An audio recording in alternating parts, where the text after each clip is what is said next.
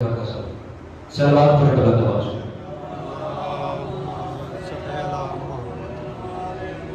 نعرہ تکبیر، بندے زیادہ ہیں آواز کم ہے، نعرہ تکبیر، نعرہ رسالت، نعرہ رسالت، دونوں ہاتھ بلند کرو، نعرہ حیدری، نعرہ حیدری، خاندان اہل بیت پہ بلند آواز سے صلوات۔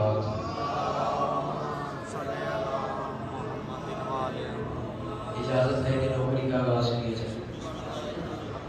میں نے سورہ فتح کی آخری آیت کی تلاوت کا شرف حاصل کیا، جس کا ترجمہ ہے محمد رسول اللہ، محمد اللہ کے رسول ہیں، والذین معہ، جو محمد کے ساتھی ہیں، اشداء علی الکفار، وہ کافروں پر سخت ہیں، رحماء بینہم، آپس میں رحم دل ہے، تراہم رکعا سجدا یبتغون فضلا من اللہ ورضوانا سیماہم فی وجوہہم من اثر السجود، جو محمد کے ساتھی ہیں وہ رکوع و سجود بجا لاتے ہیں، اللہ کے فضل کے طلبگار رہتے ہیں۔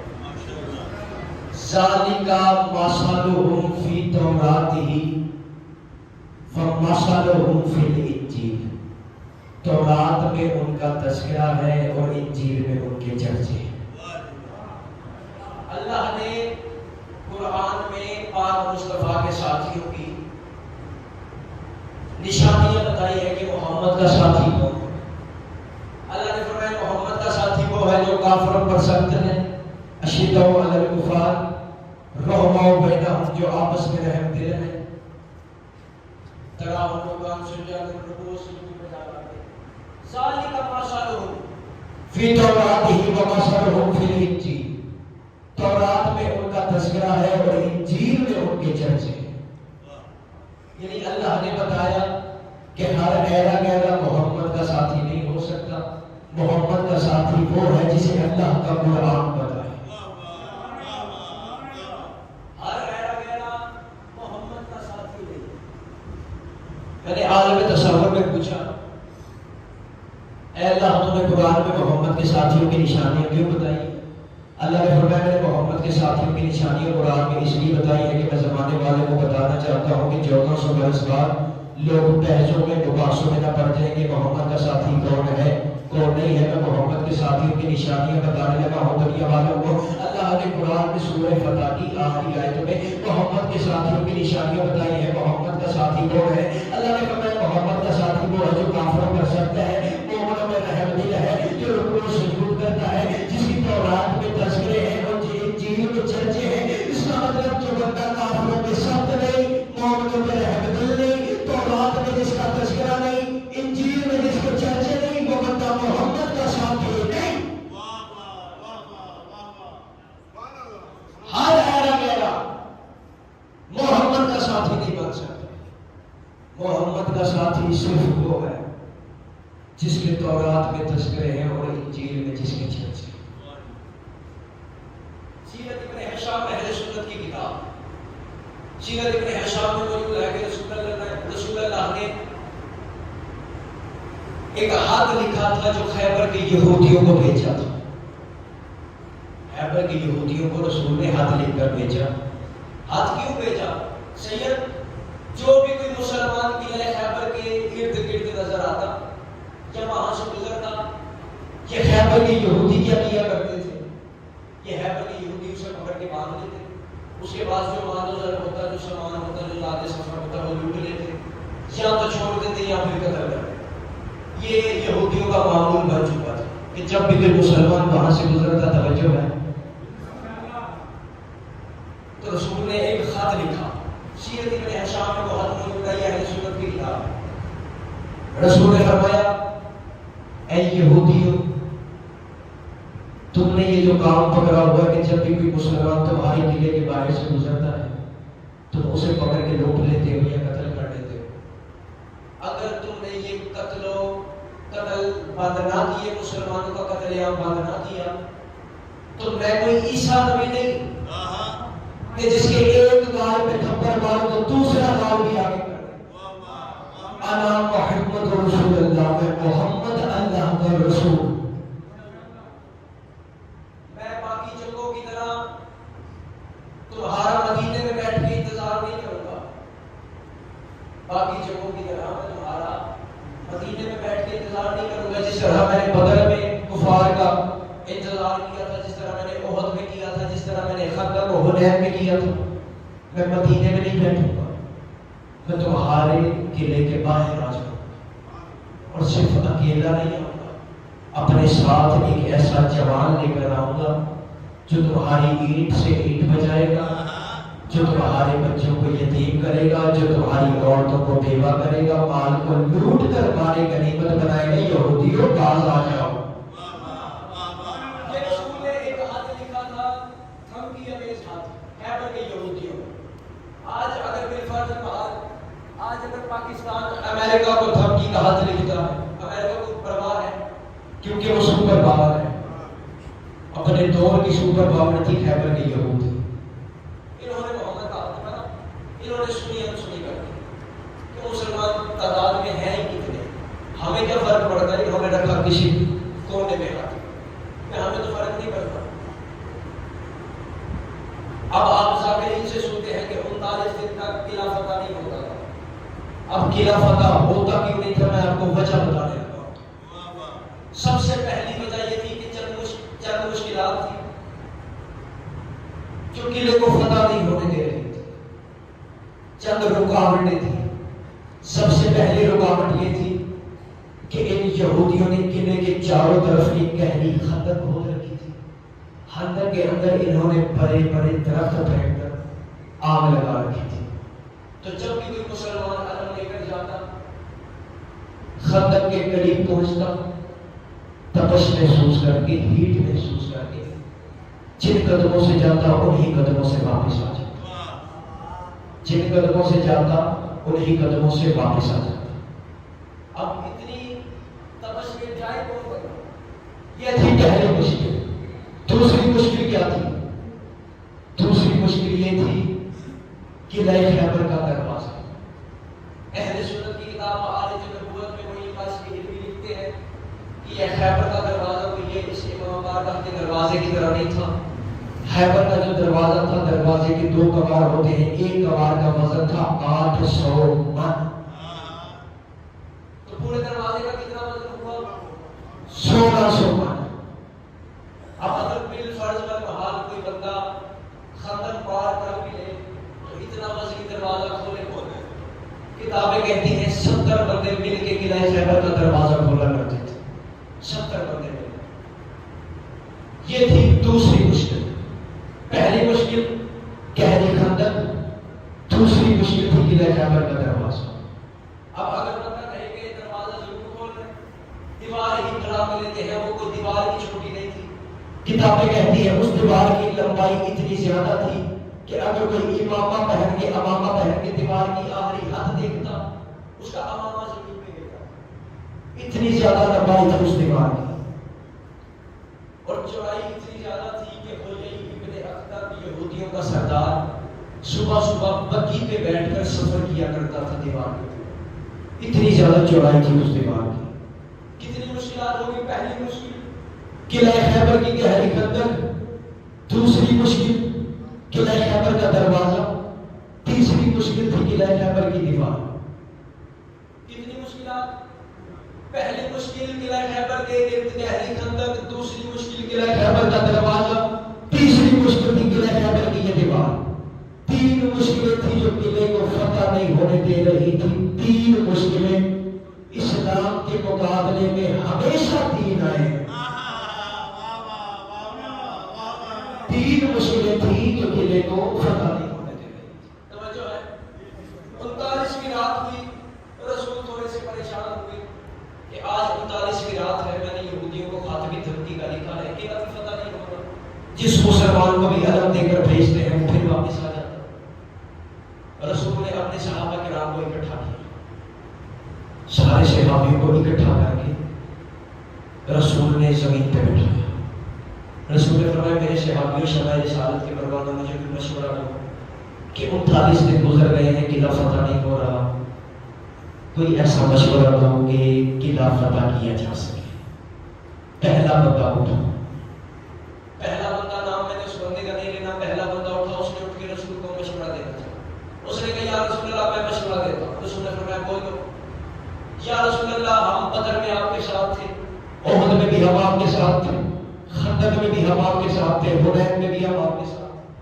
اب ضروری تو نہیں ہر جنگ میں فتح ہی نصیب ہو. کسی جنگ میں فتح ہو جائے, کسی میں نہ ہو. یا رسول اللہ میں تو کہتا ہوں 39 دن گزر چکے ہیں, بیوی سے بھی دور ہیں, بچوں سے بھی دور ہیں. یا رسول اللہ اس طرح کرتے ہیں, اپنا بوریا اس طرح گول کرتے ہیں اور گھر چلے جاتے ہیں. رسول فرمایا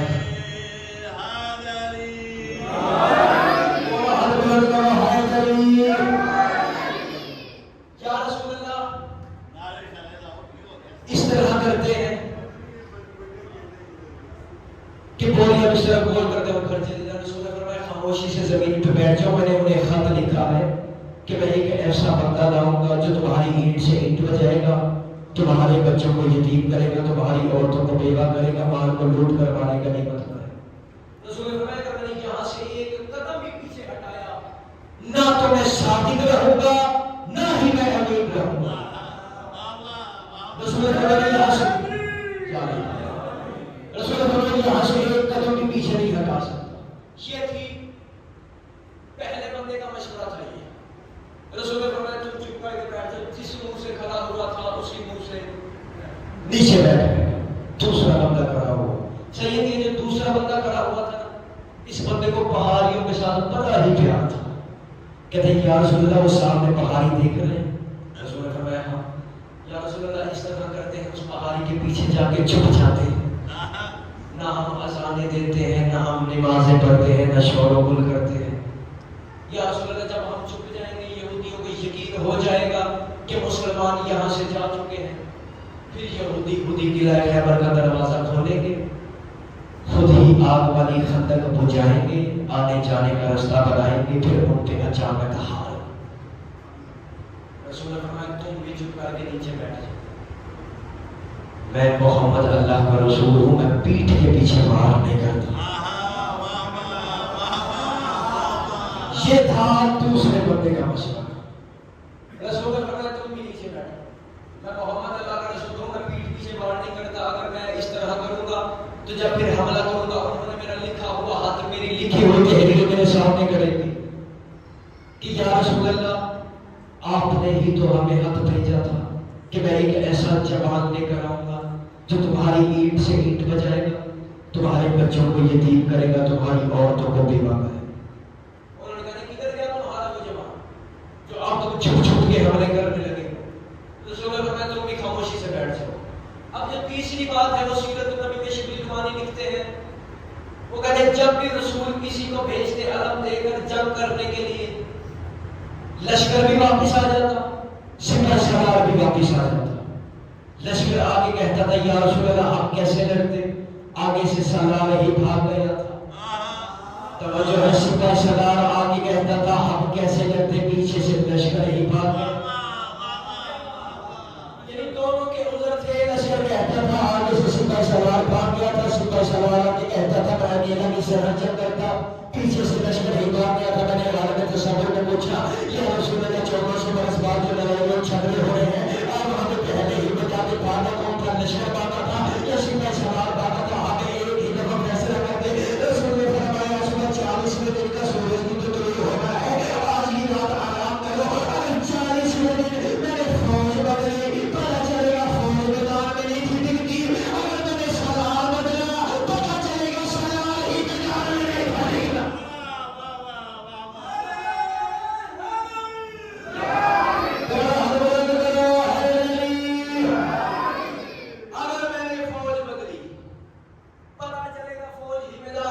ٹکتا. اگر میں نے سالار بدلا, پتہ چلے گا سالار ہی میدان میں نہیں تھا. یہ تھا دوسرے بندے کا مشورہ. صحیح ہے. اب تیسرا بندہ اٹھا. یہ جو تیسرا بندہ اٹھا نا, یہ کوئی بڑا ہی غنی, کوئی سیٹھ قسم کا بندہ تھا, بڑا ہی امیر کبیر غنی. اٹھ کے کہتے یا رسول اللہ آپ ہمیں جو مشورہ دے رہے ہیں ہمارے والی مجھ سے کہتے ہیں تم بھی گئے ہو فتح نہیں کی، تم بھی گئے ہو کچھ نہیں کیا، تم بھی گئے ہو تم نے بھی کچھ نہیں کیا۔ یا رسول اللہ آپ ہمیں جو کہتے ہیں قلعہ فتح نہیں ہو رہا، یہ بڑا ہے سامنے علم پکڑے تو بسم اللہ کرے خود ہی آگے ہو جائے، خود ہی آگے ہو، خود ہی قلعہ فتح کر کے واپس آئے۔ اتنا کہنا تھا کہ محمد کے چہرے پہ جلال کی تیور ظاہر ہوئے، رسول جلال میں رسول جلال میں آگے باہر جائے، اس میں خاموش ہو جا، چپ کر کے شریف میں بیٹھ جا، اللہ کی اس پوری کائنات میں کسی معنی میں کچھ جگہ ہی نہیں جو مجھے محمد سے زیادہ بہادر ہو، بس فرق اتنا ہے کہ میری بہادری کا راز صرف ہمیں جانتا ہے۔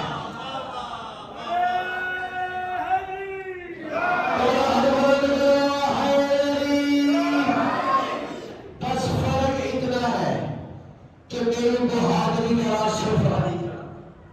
تیسرا بندہ رسول نے کہا تم بھی بیٹھ جاؤ، کسی نے کسی کام کا مشورہ نہ دیا۔ رسول نے فرمایا خیر صبح کا انتظار کرتے ہیں۔ رسول نے ایک بات کہی، یہ بات آج بھی صحیح بخاری میں موجود ہے، صحیح بخاری جلد اول باب غزوہ خیبر۔ رسول نے فرمایا لی اعطیتنا هذه الرايات كتب الرجل يحب الله ورسوله ويحبه الله ورسوله شفقه الله على يده كرارا من غير فنان۔ رسول نے فرمایا کل میں علم اس کو دوں گا جو مرد ہوگا وہ اللہ اور اس کے رسول سے محبت کرتا ہوگا، یحب اللہ ورسولہ ویحبہ اللہ ورسولہ، اور اللہ اور اس کا رسول بھی اس سے محبت کرتا ہوگا۔ علم کل سے دوں گا جو اللہ اور اس کے رسول سے محبت کرتا ہوگا، شفقہ اللہ علی یدہ، اللہ اس کے ہاتھ کے تلے حیبر کو فتح کرے گا۔ رسول نے اتنی بڑی پیشن گوئی کر دی، اب ہر بندے کے دل میں تجسس تھا کہ صبح کالا علم ہمیں ملے۔ ہر بندے کے اب انعام نکل رہا ہو، کسی بندے کا ممبر میں اعلان ہونے والا ہو، ہر بندے کے دل میں ہوگا کہ انعام تو آج مجھے ہی ملے گا۔ ہر بندہ اسی سوچ میں ہوگا کہ انعام تو نہیں ملے۔ ابھی ہر صحابی کے دل میں تھا کہ صبح رسول علم مجھے دے گے۔ روایات کہتے ہیں رات ہوئی، رسول اپنے خیمے میں گئے کہ رات کے آدھے پہر میں ام المومنین حضرت عائشہ خیمے میں تشریف لائی۔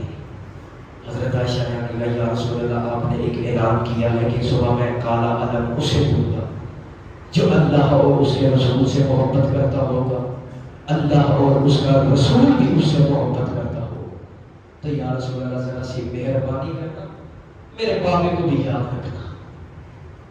رات گزری، صبح کا 40ویں دن کا سورج ولایت علی کا قصیدہ پڑھتا ہوا طلوع ہوا۔ کیا بات ہے، زندہ ہو، صبح کا سورج طلوع ہوا۔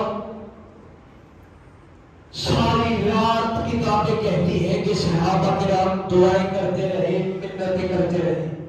تاریخ الخلفاء جس کے رائٹر ہے علامہ جلال الدین سیوطی، دوسری کتاب ازالۃ الحفاظ جس کے رائٹر ہے شیخ ولی اللہ محدث دہلوی، وہ کہتے ہیں ساری رات حضرت ابو بکر حضرت عمر دعائیں مانگتے رہے، منتیں کرتے رہے، نوافل کرتے رہے کہ یا اللہ کاش صبح کالا علم ہمیں ملے، یا اللہ کاش صبح کالا علم ہمیں ملے، یا اللہ کاش صبح کالا علم ہمیں ملے۔ اور آج کا دور بھی کہتا ہے کہ علم کو دیکھنے سے نکاح نہیں ہوتا ہے، اس کا مطلب صحابہ کا مذہب اور ہے، مفتی کا مذہب اور،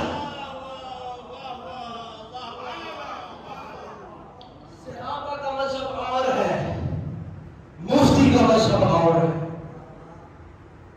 صحابی تو وہ ہے جو علم کے لیے دعائیں مانگتے ہیں کہ ہمیں علم مل جائے، اور مفتی کہتا ہے کہ علم کو دیکھنے سے نکاح ٹوٹتا ہے۔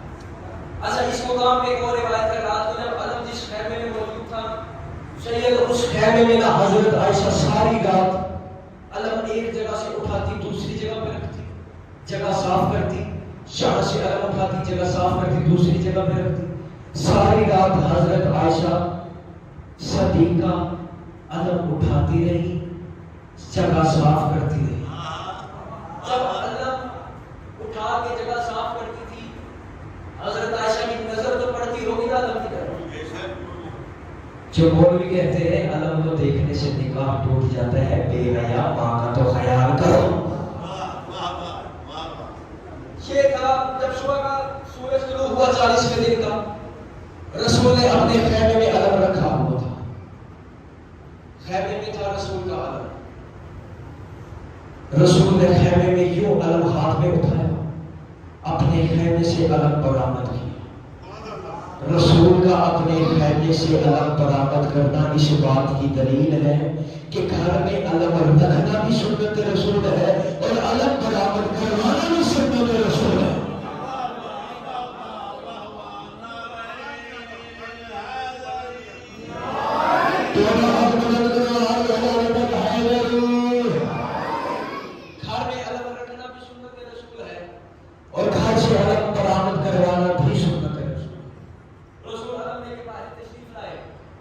رسول نے علم یوں آگے کیا, آگے جس طرح یہ مجمع ہے اس طرح صحابہ کرام کا مجمع تھا. رسول نے علم آگے کیا, صحابی سارے آگے بڑھے کہ ہمیں ملے گا. جب سارے آگے ہوئے رسول نے علم پھر پیچھے کیا, سارے پھر پیچھے ہوئے. رسول نے پھر آگے کیا, پھر سارے آگے آئے. یہ جو فوجی پریڈ کرتے ہیں یہی سے نکلی ہے. رسول آگے کرتے رہے, صحابی آگے ہوتے رہے, رسول پیچھے کرتے رہے. اب رسول نے ایک ایسا جملہ کہا کہ ہر صحابی کا چہرہ اتر گیا. رسول نے سارے طرف نظریں گھمائی, دائیں سے بائیں دیکھا, پھر بائیں سے دائیں دیکھا. رسول نے یہ فرماتے ہیں آئے گا یا علی. رسول نے فرمایا علی کہاں پہ ہے. یہاں پہ سید اس مقام پہ 2 روایات ہیں. جب رسول نے پوچھا نا علی کہاں پہ, اس مقام پہ 2 روایات آتی ہیں. ایک اہل سنت کی کتاب کی ہے, ایک شیعہ کتاب میں روایت ہے. اہل سنت کتاب میں جو روایت ہے جب رسول نے کہا علی کہاں پہ ہے کہ جب صحابہ نے یا رسول اللہ علی کی آنکھ میں درد ہے جس کی وجہ سے علی یہاں مجمع میں موجود ہے. علی وہاں خیمے میں. یہ روایت صحیح بخاری میں بھی موجود ہے, صحیح مسلم میں بھی موجود ہے, مسند احمد بن حنبل میں بھی موجود ہے, سیرۃ اعلام النبلاء میں بھی موجود ہے, تاریخ بغداد میں بھی موجود ہے. علی کو بلایا, رسول نے اپنا لعاب دہن علی کی آنکھوں میں لگایا. علی کی آنکھیں فوراً ٹھیک ہو گئی, ہر قسم کا درد بھی ختم ہو گیا, صحت یاب ہو گئی.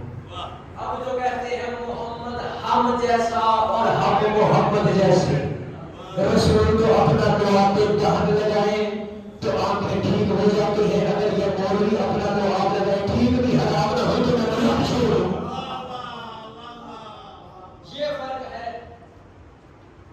رسول میں اور آل رسول. رسول نے فرمایا علی کہاں پہ, یہ ایک روایت. دوسری روایت جو شیعہ کتاب کی ہے اور چند اہل سنت کتابوں میں بھی موجود ہے. وہ روایت یہ ہے کہ مولا علی مدینے میں موجود تھے, بجائے اس کے کہ خیبر میں مولا علی مدینے میں موجود تھے. مدینے کا فاصلہ سید خیبر سے مدینہ کم از کم 80 میل کا فاصلہ ہوتا ہے. 80 میل, 70 سے 80 میل کا جیوگرافیکلی اعتبار سے 80 میل کا فاصلہ تھا. یہاں پہ محمد خیبر میں تھے. فاصلہ کتنا تھا؟ 80 میل کا. کوشش کرنا میرے ساتھ ساتھ ہوگا. 80 میل کا فاصلہ تھا. یہاں پہ محمد خیبر میں تھے, وہاں پہ علی مدینے میں تھے. یہاں علی نے جب محمد کو پتا چلا کہ علی مدینے میں ہے, محمد اپنے خیمے میں گئے. محمد نے مصلی بچھایا, محمد مصلی پہ بیٹھے. محمد نے مصلی پہ بیٹھنے کا یا علی مدد تاکہ علی کے بزرگ عجائب کر گئے. یہاں محمد نے تاکہ علی کرنا شروع کیا. یہاں محمد بھی مصلی میں تھے, وہاں علی کی مسجد میں رہتے تھے مصلی میں تھے. یہاں محمد بھی مصلی میں, وہاں علی کی مسجد میں تھے. یہاں محمد نے آپ کو تعلق ہوگا جس کے اندر دل اندر کہنا ہوگا آپ پیچھے کر کے بیٹھ گیا. علی کے ساتھ یہاں محمد نے مصلی میں تھے, وہاں علی کی مسجد میں تھے. محمد کی مسجد میں یہاں محمد نے کہا نا کہ علی المسجد عجائب کر گئے. محمد نے مدینہ, محمد نے خیبر کے کہا, وہاں علی نے مدینے میں سنا. علی کا سننا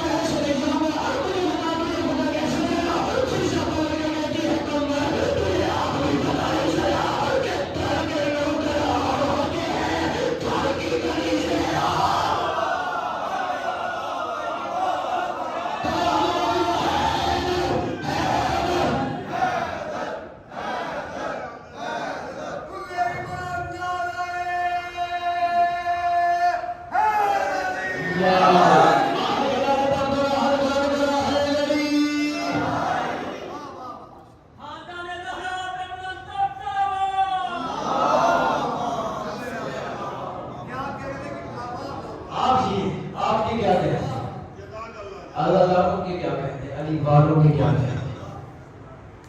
کمر تلوار لے کر جاؤ میرا محمد مشکل ہے۔ یہ تھی دوسری روایت سید کہ مولا علی مدینے میں موجود تھے۔ یہاں محمد نے مسلم نے کہا ایک مرتبہ محمد نے خیمے سے باہر نکل کر کہا، یہاں مسلم سے اٹھے محمد، یہاں محمد خیمے سے نکل کر باہر تشریف لائے، یہاں صحابہ چاروں اور صحابی بچر مکہ صحابی میں حضور تھا، یہاں محمد نے آواز لگائی، نام علی نواز ہے اچانک کرام محمد نے بلند آواز سے کہا، یا علی مجھے رسول بنی عزت کی قسم ہے ابھی علی کی یہ ختم نہیں ہوئی تھی، علی نے قدموں پہ ہاتھ رکھ کے کہا لبیک یا رسول اللہ،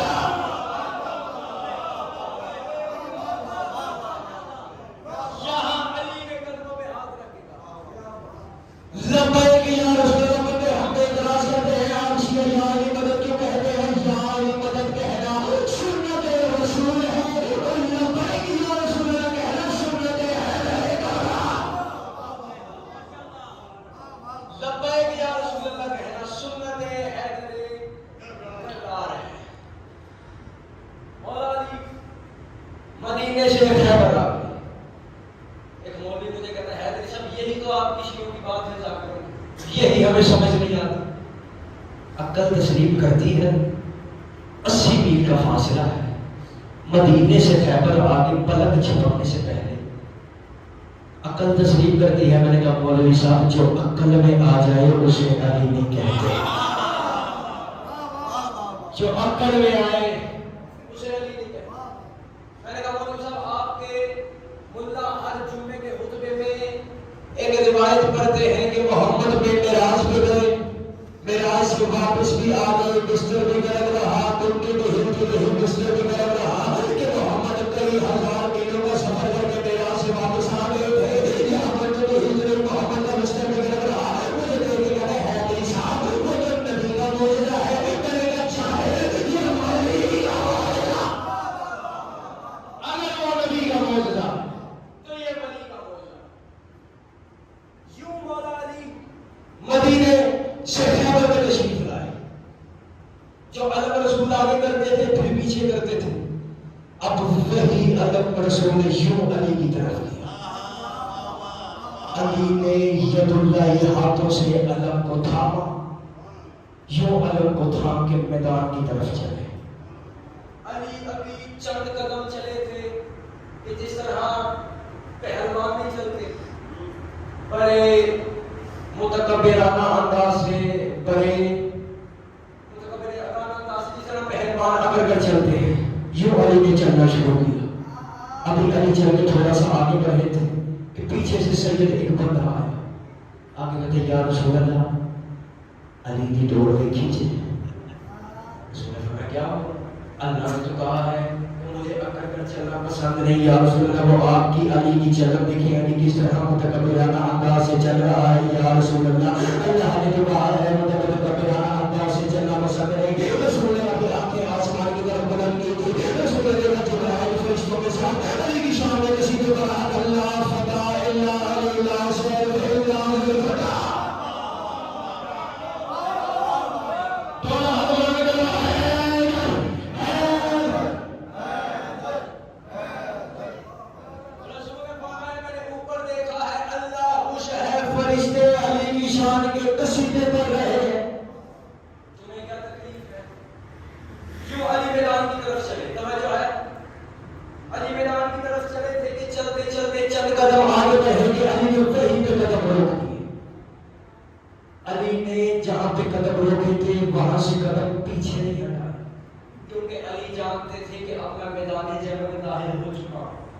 جو میدان جنگ میں جا کے ایک قدم بھی پیچھے نہ بڑھائے اسے حیدر کرار کہتے ہیں۔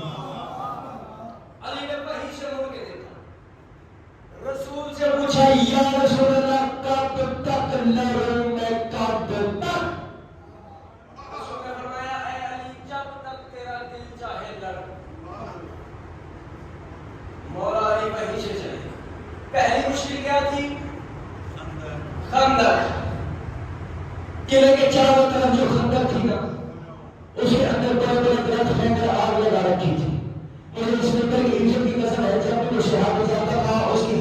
تو بس اس کا سیٹ محسوس کر کے انہیں کے لوگوں سے واپس آ جاتا باقی اس میں پر کی عزت کی قسم ہے اگر میں غلط کوئی صورت میری شفا نہ کرے علی اس خندق کے اوپر سے اس طرح گزر گئے جس طرح تمہارا پھولوں کی شیر کے اوپر سے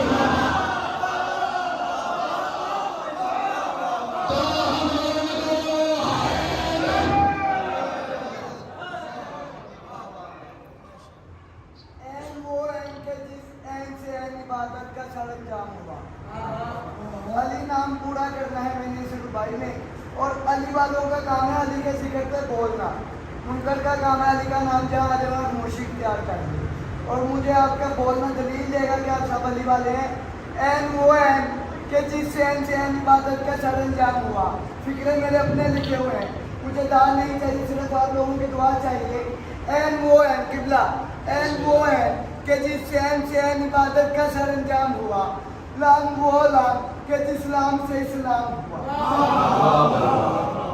این وہ این کہ جس سے عبادت کا سر انجام ہوا لام وہ لام کہ اسلام سے اسلام ہوا یہ سیاور ہوئے مشکل میں ہر ایک بندے کی میں سر کے جاؤں کیا خوب علی نام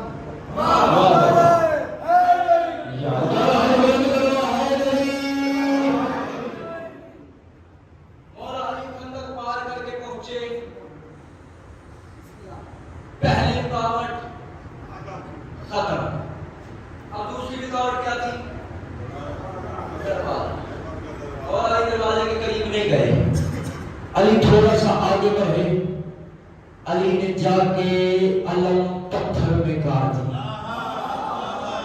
آبا وہ بندہ دیکھتا علی نے علم پتھر میں کاٹ دیا سامنے بالکونی پہ راہب کھڑا تھا راہب کے چاروں طرف اس کے چیلے تھے انہوں نے کہا اور راہب تو نے وہ جوان دیکھا اس نے علم پتھر میں کاٹ دیا اس نے کہا اس میں کون سی فضیلت کی بات ہے اس میں کون سی بہادری اور شجاعت کی بات ہے جب فلاں بندی فلاں جگہ پہ ہوتا ہے فلاں ستارہ فلاں جگہ پہ ہوتا ہے تب پتھر بھی نرم ہو جاتا ہے مجھے اس منبر کی عزت کی قسم ہے راہب نے بات وہاں بات بولنے پہ کی پہلے مرشد علی نے سنی یہاں پہ جانے بات اس نے وہاں پہ کی علی نے سنی یہاں پہ اس کی بات سنی تھی علی نے پتھر سے علم نکالا پھر گالا پھر نکالا پھر گالا پھر نکالا پھر گالا علی علم نکالا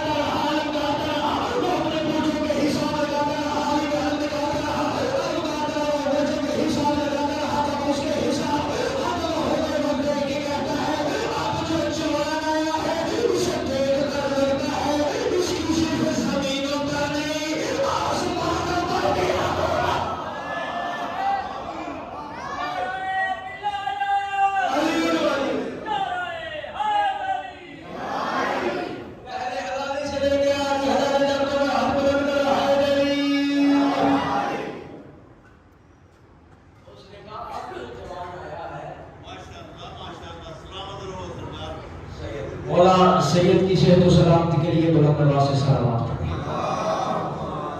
مولا سید کا سایہ ہمارے سروں پہ قائم و دائم رکھے مولا انہیں شفا کاملہ و عاجلہ عطا کرے بیماری کربلا کی بیماری کا مسئلہ انہیں صحت کاملہ عطا فرمائے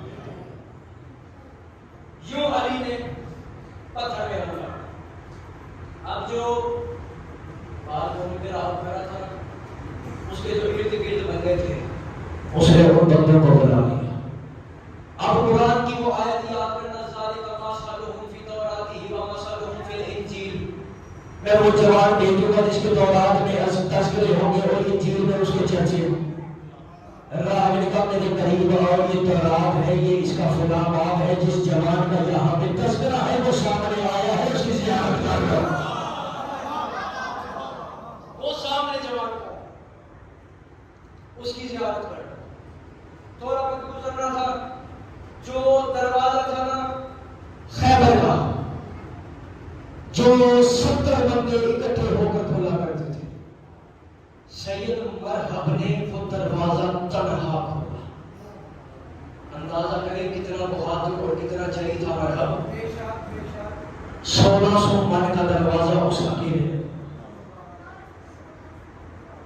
دروازہ کھول کے باہر آیا اس نے دروازہ ٹھولا باہر آ گیا آپ کے عرب کا دستور یہ تھا کہ جب بھی دو بہادر دو جوان آپس میں کھڑے ہوتے تھے نا، سید میری تعریف کریں گے یہاں ہمارا بھی رزق بڑھتا تھا، وہاں ہمارا بھی اپنا تعارف کرواتا تھا، یہاں پر ہم دروازہ کھول کے باہر تشریف لایا، باہر آگے کھڑا ہوا، علی کے مقابلے میں آگے کھڑا ہوا، اس نے علی کا چہرہ دیکھا، علی کا چہرہ دیکھ کے سروس کرنا شروع کیا، اس نے کہا تو خیبر و اللہ کی سمجھ لی ہم نے مرحبا، مجھے اس کی لے کے کرو دیوار جانتے ہیں، مجھے اس کی لے کے کرو دیوار جانتے ہیں کہ میری ماں نے میرا نام مرحب رکھا ہے، اس نے اتنا عزیز بننا تھا کہ جواب میں میرے مشہور علی نے کہا اللہ کی سمجھ لی ہم نے ہے تجھے تو اس کی لے کے کرو دیوار جانتے ہیں کہ تیری ماں نے تیرا نام مرحب رکھا ہے، اور مجھے علی کو پوری کائنات جانتی ہے کہ میری ماں نے میرا نام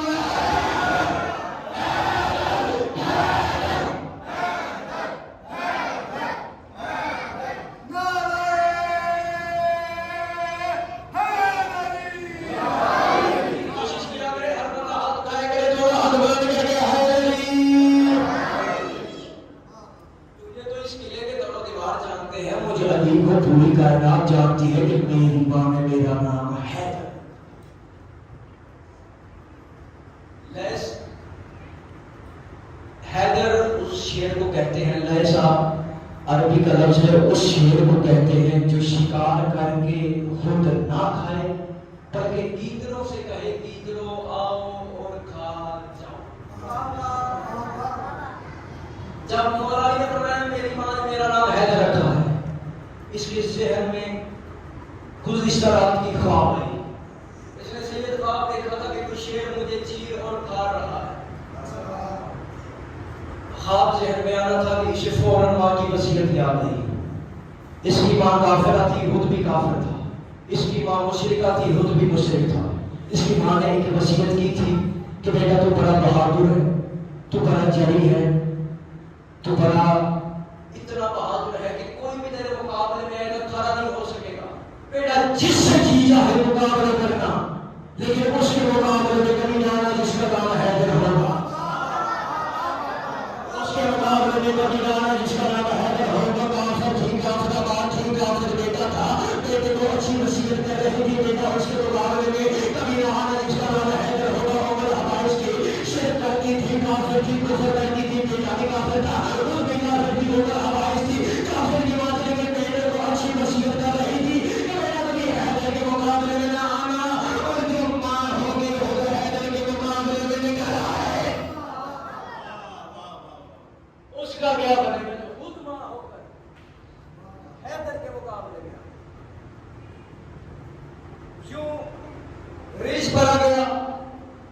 مرحبا نے سوچا میری ماں نے کہا تھا اس سے نہیں لڑنا جس کا نام ساتھ بولے حیدر ہوگا، اس نے کہا میں نہیں کروں گا، اس نے ارادہ کر لیا میں نہیں کروں گا، یہ فوراً پلٹا پیچھے کی طرف، پختہ یقین سے، پختہ ارادے سے کہ اب میں اس سے نہیں لڑوں، میری ماں نے مجھے منع کیا تھا۔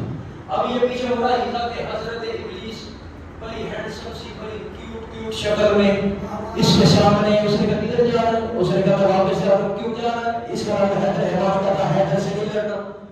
اس نے کہا تجھے پتہ تو واپس جائے گا، تیری بیویوں نے تجھے تانے دے دے کے مار دیں گے، کہاں گئی تیری بہادری، کہاں گئی تیری جرأت، کہاں گئی تیری شجاعت؟ سید مرحبا بہادر بڑا تھا لیکن بیویوں کے تانوں سے وہ بھی ڈرتا تھا۔ اس نے کہا میں واپس جاؤں گا۔ مولانا نے کہا اچھا پھر تین چیزیں میں تیرے سامنے رکھتا ہوں، اسلام قبول کرنا۔ اس نے کہا اگر اسلام یہ قبول کرنا تھا تو آپ کو 39 دن کا بعد کھڑا کر دیا، تب ہی اسلام قبول کر لیتا۔ پہلی اس نے مسترد کر، دوسری بات اس پہ پیش کی، مولانا نے فرمایا دوسری آفر سے لگایا، جا جان بچا کر بھاگ جا۔ اس نے کہا بھاگ آ تو بیگم نے تو دانے دے دے مار دے، تو بڑا رستم سامان تھا، بڑا بہادر تھا، بڑا جلیل تھا، اس سے وہاں کا مقابلہ نہیں کر سکتا، میں واپس نہیں جا سکتا۔ بالکل سے علی نے فرمایا نہیں جا سکتا، اس نے کہا نہیں جا سکتا۔ امام نے فرمایا پھر ایسا کر پہلے تو وار کر، اگر میں نے وار کیا تو تیرے دل میں حسرت رہ جائے گی، تو نہیں جانتا کہ میری نظر میں ابو طالب کا ہونا ہے۔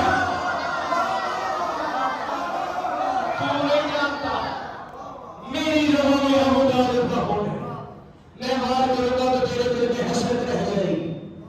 اس نے سید پہلا وار کیا میرے مرشد علی تھا تو وہ بھی بہادر جلی تھا. اس کا عرب میں ایک ڈنکا بجتا تھا, چرچا تھا. اس نے پہلا وار کیا, پہلی ضرب آئی میرے مرشد علی کو یہاں سر کے درمیان میں, ضرب یہاں پہ آئی, مصطفیٰ نے محسوس وہاں پہ کی. مصطفیٰ کو خبر ہوئی کہ میرے علی کو ضرب لگی ہے, تو محمد نے علی کو لقب دیا تھا ذوالقرنین. یہ لقب ملا تھا میرے مرشد علی کو خیبر کے میدان میں, ذوالقرنین. یہ تھا پہلا وار پر رہا. اس نے جو وار کر لیا, اب باری آگے میرے مرشد علی کی. اس نے میرے مرشد علی پہ وار کیا. اب مرشد علی نے صرف زیرہ پہن رکھی تھی اور سر پہ امامہ تھا. اس کے سر پہ صرف امامہ نہیں تھا, اس کے امامے کے اوپر ایک پتھر کا خود تھا. یہ صرف زرہ پہن کر نکایا ہوا تھا. اسی وسیلے میں دو چلا رکھی تھی. اس کے سر پہ امامہ تھا, امامے کے اوپر پتھر کا خود تھا. جب بار بار کی باری ہے میرے مرشد علی کی, میرے مرشد علی نے یہ ذوالفقار لہرائے, جو ذوالفقار لہرا کے ہوا میں بلند کر کے اس کے خود دبائے. ذوالفقار خود کو چیرتی رہی, چیر کے نیچے آئے, نیچے لڑنا ہے, وہاں پہ اللہ نے ابراہیم کو حکم دیا, جبرائیل زمین پر بچھانے, شراب ہے میرا شیر, کہیں زمین کے دو ٹکڑے کیا ہے.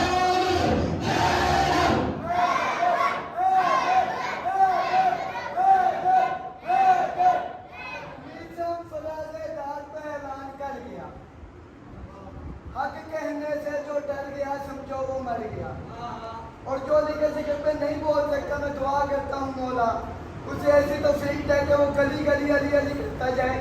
میسم فراز دار پہ اعلان کر گیا, حق کہنے سے جو ڈر گیا سمجھو وہ مر گیا.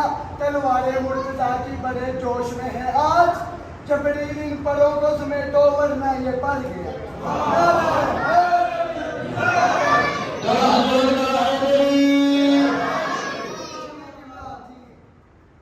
مرحب کو میرے مرشد علی نے دو حصوں میں تقسیم کر دیا. جتنا دائیں گرا اتنا ہی بائیں گرا. یہ ہے عدل میرے مرشد علی کا. علی ہمیشہ برابر تقسیم کرتا. جتنا دائیں گرا اتنا ہی بائیں گرا. مرشد علی نے جب اسے ضرب لگائی تھی, میرے مرشد علی نے تکبیر بلند کی تھی, نعرہ تکبیر اللہ اکبر کہہ کے اسے دو حصوں میں تقسیم کیا تھا. یہاں پہ میرے مرشد علی نے مرحب کو دو حصوں میں تقسیم کیا. وہاں مجمع میں بیٹھے تھے صحابوں کے محمد مصطفیٰ, درمیان میں مصطفیٰ, چاروں طرف صحابہ کا ہجوم. محمد مصطفیٰ اس طرح کے صحابیوں کے درمیان جس طرح ستاروں کے درمیان میں چاند ہوتا. پاک مصطفیٰ نے کہا مبارک ہو صحابیوں, ہم جنگ فتح کر چکے ہیں.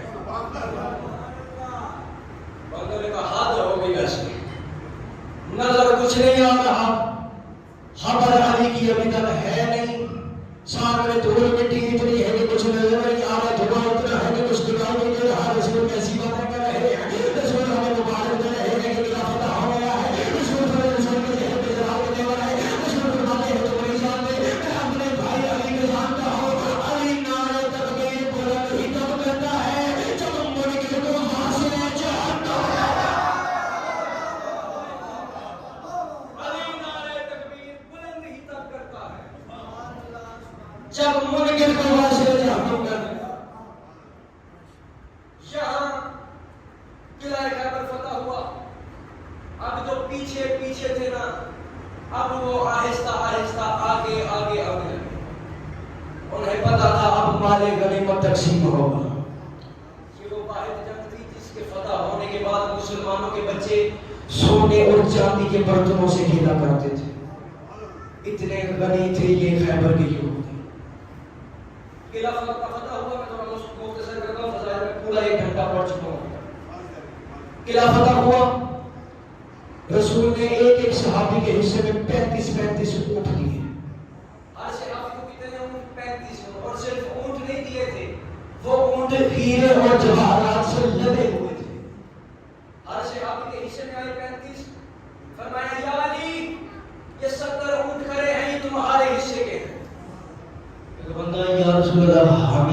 35 علی کو 70. رسول نے فرمایا تم نے کیا گیا ہے. جنگ تو علی نے فتح کی.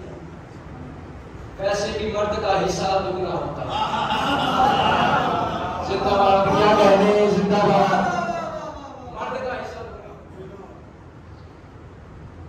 ذاکری کی روایت پڑھتے ہیں, اکثر لوگ اعتراض کرتے ہیں جی آپ ذاکر روایت پڑھتے ہو تو مولا علی نے 70 اونٹ خیرات میں دے دیے.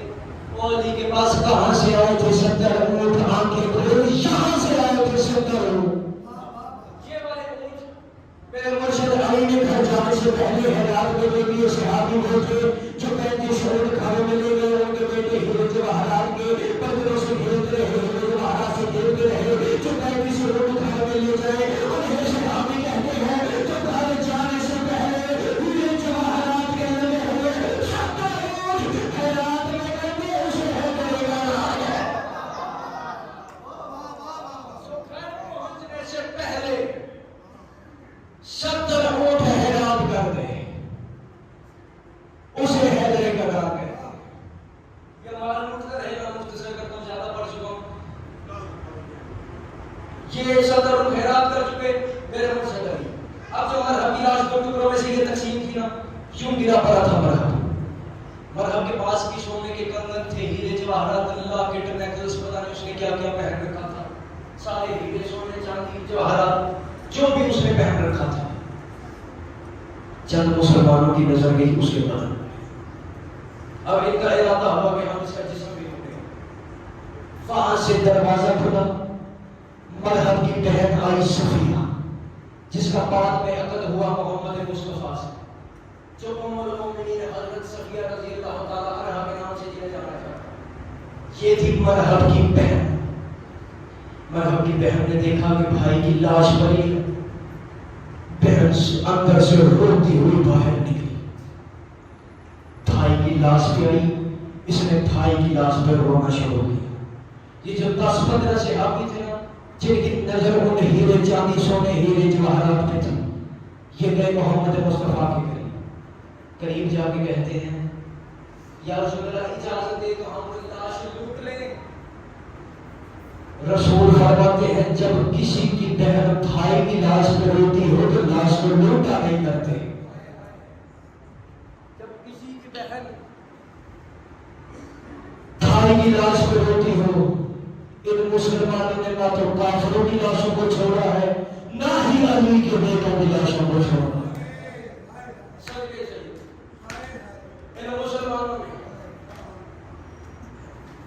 نہ ہی مولا شریف کی بچائی صفی اللہ آپ کے بارگاہ میں قبول و منظور فرمائے. یہ عزاداری اسی طرح سید کی نسلوں میں قائم مقام ہے. تو محرم کو آ گئی تھی فاتح شام بی بی اپنے بیٹوں اور بھائیوں کا جنازہ لے کر کربلا میں تیار ہے. یقینی ہر ماں کو پتا تھا کہ یہ میرے بیٹوں اور بھائیوں کا یقینی قبرستان ہے. سید میں آپ سے اجازت لے کے جملہ پوچھنے لگا ہوں. عاشورہ کا دن ہر ماں کو پتا ہے کہ میرے بیٹے کا, میرے بھائی کا یقینی قبرستان ہے, یقینی موت والی رات ہے. سید مجھے بتائیں کون سی ماں زیادہ تکلیف میں ہوگی, جس کا 18 سال کا ہے یا جس کا 6 ماہ کا؟ کوشش کرنا ہر بندہ ہے کرے, کوشش کرنا ہر بندہ ہے کرے, جس کا 18 سال کا ہے یا جس کا 6 ماہ کا ہے. یہ آئے جب مدینے سے نکلی ہے سید, یہ بیٹوں کو لے کے مدینے سے نہیں آئی تھی. مدینے سے بچے آئے تھے ماں کے ساتھ. بچے ماں کے ساتھ مدینے سے, بچے بلکہ مدینے سے باپ کے ساتھ آئے تھے. آلیہ مدینے سے گئی مکے, مکے سے گئی کربلا. یہ بچے 2 شہزادے ہیں اون محمد نام کے, جو ماں کے ساتھ نہیں بلکہ باپ کے ساتھ آئے تھے. 28 رجب کو مدینہ چھوڑا. شعبان, رمضان, شوال, ذوالقعدہ اور ذی الحج, 11 ذی الحج کو بچوں کی ملاقات ہوئی ہے ماں سے. 12 ذی الحج کو 4 مہینے اور 12 دن کے بعد 11 ذی الحج کو جب بچے ماں سے ملے, اتنے عرصے بعد جب کوئی بھی بچہ ماں سے ملتا ہے نا تو بچے کے دل میں حسرت ہوتی ہے. بچے کے دل میں ایک ارمان ہوتا ہے کہ ہم ماں کو ملیں گے، ماں کو سینے سے لگائیں گے، ماں ہم سینے سے لگائیں گے۔ عبداللہ نے دیکھا عالیہ سامنے کھڑی ہے۔ عبداللہ نے کہا عالیہ تم گھر سے نکلی ہو، تمہیں پتا ہے نا حسین دین بچانے کے لیے نکلے ہیں، عالیہ کو صدقہ لے کر آئی ہو۔ عالیہ نے کہا میں گھر سے جلدی سے لے کر آئی تھی، میں سامنے صدقہ لگا سے لگا پتھر میں کو بڑا ہی نہیں بنتا ہوا، جسی آپ کی ہاتھ میں نکلے، جسی آنکھ سے آسمان نکلا، جسی ہاتھ ماتوں کے بلند نہ ہوا، عالیہ کہ میں صدقہ لے جا سکی۔ عبداللہ بول کے کہتے کوئی بات نہیں، میں صدقہ لے کر آیا ہوں۔ عالیہ نے ایک نظر پائیں گی، ایک نظر پائیں گی، سامنے دیکھا پھر پیچھے دیکھا، کہا نہ اونٹ نہ بکرا نہ سونا نہ چاندی صدقہ کہاں ہے؟ عبداللہ بول کے کہتے اونٹ بکرا سونا چاندی چھوٹے لوگوں کا صدقہ ہوتا ہے، جب سردار بڑے ہو صدقہ بھی بڑا ہوتا ہے۔ یہ کہہ کے عبداللہ نے اپنے دونوں ہاتھ کھولے، ایک میں ہاتھ تھا، ایک میں محمد کا ہاتھ تھا، چلے گئے جو حسین کو مسلم ہے، ایک اپنی طرف سے صدقہ، ایک میری طرف، ایک اپنی طرف سے صدقہ غلام کی حق قبول کرے، ایک میری طرف سے صدقہ کرنا، ایک اپنی طرف سے، ایک اپنی طرف سے صدقہ کرنا، ایک میری طرف سے صدقہ کرنا۔ سیدوں بچوں کے دل میں حسرت تھی کہ 4 ماہ اور 12 دن کے بعد ماں سے ملے ہیں کہ ماں ہمیں اب سینے سے لگائے، ماں ہمیں پیار کرے گی، ماں ہمیں گود میں بٹھا کے کمیاں کرے گی، ماں ہمیں اپنے ہاتھوں سے کھانا کھلائے گی۔ اتنی حسرت کے ساتھ بچے ماں کی طرف لگ گئے، ماں کی طرف بھاگے، بچے ماں کی طرف گئے، ماں کے قریب پہنچے، یہاں عالیہ نے رخ پھیر لیا، ہاتھ پیچھے کر کے کہتی ہے او تم نے بابا سے نہیں سنا، او تم حسین کا صدقہ ہو، او میں سید زادی ہوں، ہم صدقے کو ہاتھ نہیں لگا۔